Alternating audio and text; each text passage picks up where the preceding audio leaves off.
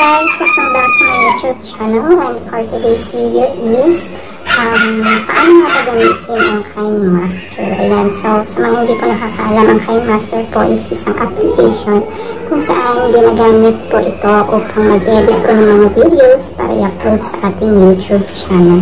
So I hope makatulong po ito sa inyo guys. So panoorin lang po natin ang video na ito. Let's go! Ayan, so ipapakita lang po natin guys sa ating right side, sa ating screen kung paano po gamitin ang KineMaster or KineMaster. Ayan, so panoorin po natin ang video na ito, and don't forget to like and share, and please po mag-subscribe po kayo sa aking YouTube channel at para ma-update po kayo lagi sa ating susunod ng video. Pakiclick lang po ang notification down below. Okay? So, ayan, pwede nyo po itong i-download guys, no, sa inyong iOS, kung naka-Apple po kayo, iPhone, or kung Android phone po, ang gamit niyo is sa Google Play Store po nyo download ang application na to. So, ayan guys, so as you can see, na-download ko ng ating KineMaster. Ayan. So, hanapin lang natin yung KineMaster.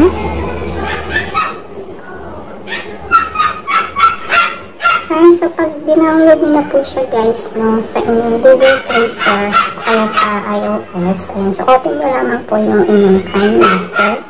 Ayan. Then, create kayo ng new project. So, may mga pagpipilian po na aspect ratio dito na 16:9, 9:16, 1:1. So, ipipiliin natin is yung 16:9, which is applicable po siya para ma-upload sa inyong YouTube channel. Ayan. So, piliin pa natin siya. Then, go sa next. Ayan. So, siya na guys, medyo maingay po yung ating aso sa ating kapitbahay. Okay. So, ayan, pili lang po tayo ng video.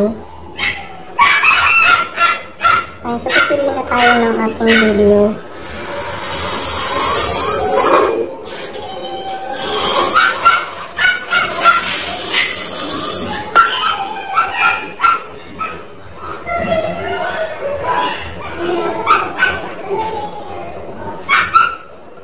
Ayan, so ito na yung napili natin video. Ayan, so play lang po natin.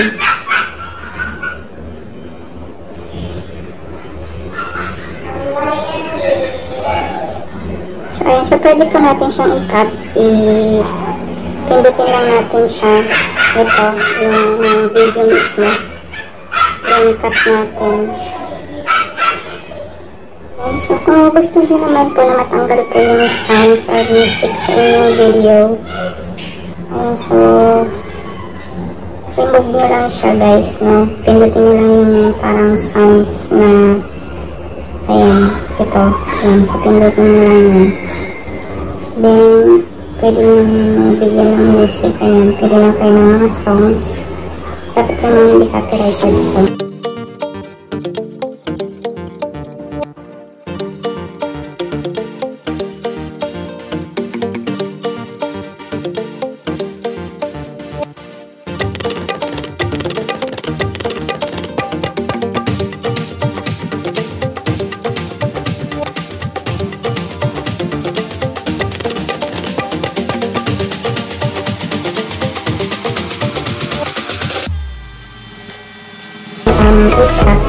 Yung video. So, tuturuan ko kayo. Yan, split natin siya. Yan, so, as you can see, may split siya. Tapos, lalagyan natin ng transition effect para maging maganda. Yan, so, pipili ko tayo dito ng transition effect. Yan, papakita ko sa inyo kung paano gawin. Yan, yung sa may plus sign, yan natin ilalagay yung transition effect. So, yan, so, try natin yung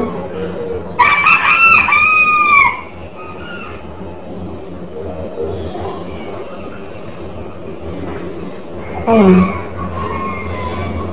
So, check natin kung gumana yung transition effect na pinili natin. So, ayun guys. So, diba? Ang ganda.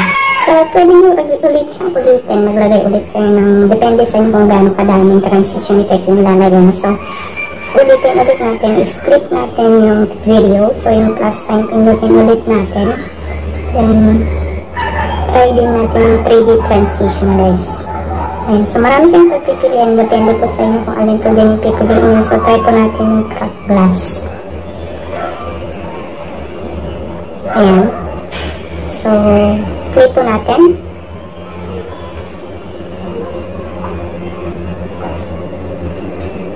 Ayan.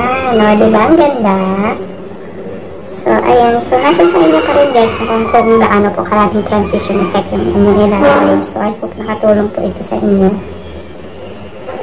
Then, kung gusto nyo naman po mag-end ng video ninyo, pwede nyo na po siyang stop dyan.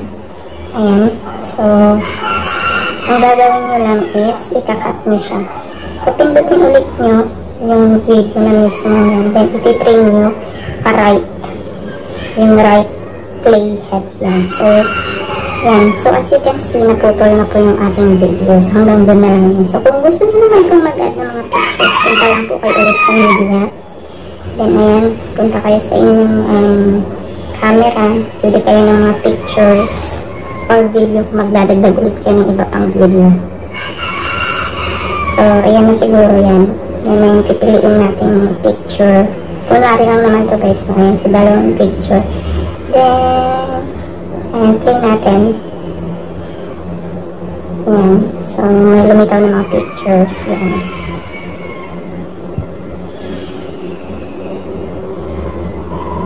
Ayan. So, may isa pa po akong ituturo sa inyo guys, no? So, ayan.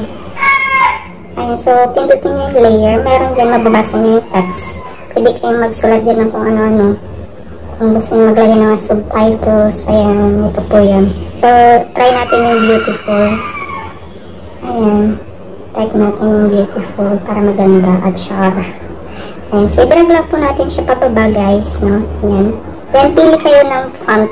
Nasa sa inyo na kung alin dyan yung mga gusto nyo ilagay. Ayan. Pili natin yung dancing script bold. Ayan. Then,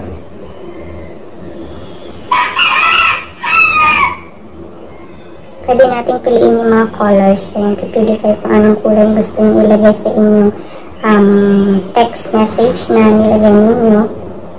Ayan.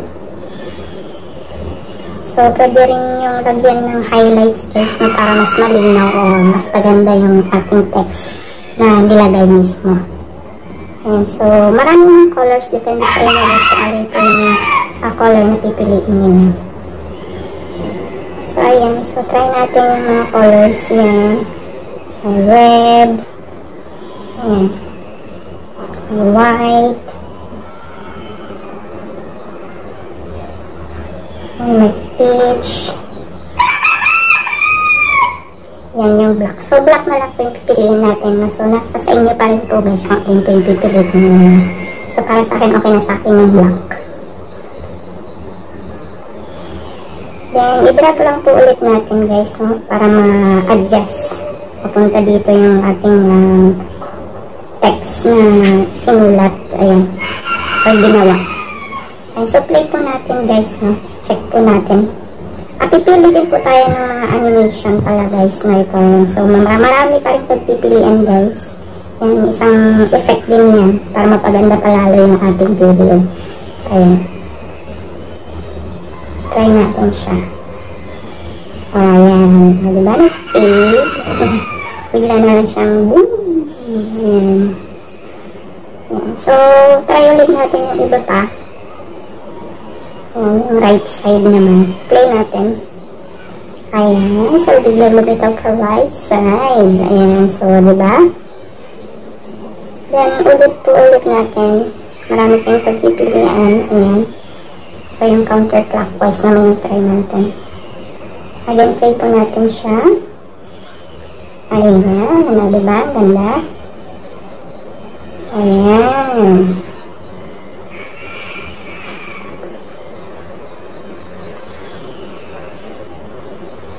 So, again, Itong simpleng i-save, pindutin nyo lang po yung may arrow, yung save po natin, yung ating video pag okay na po lahat. Pag ulitin nyo po ulit i-play yung video pag nagustuhan nyo na siya, kung alam nyo okay na yun, so i-save nyo na po yung inyong video para hindi po mawala, hindi po masayang yung ginawa. Okay? So, wait lang po natin, nagsisave na po siya.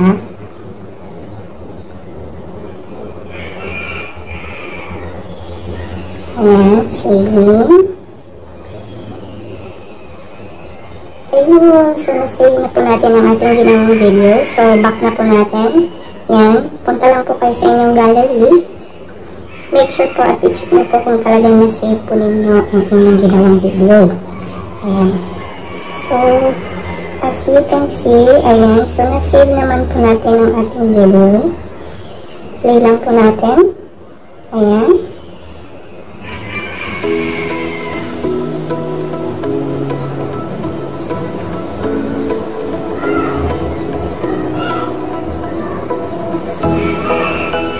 Ang aking makulit na anak.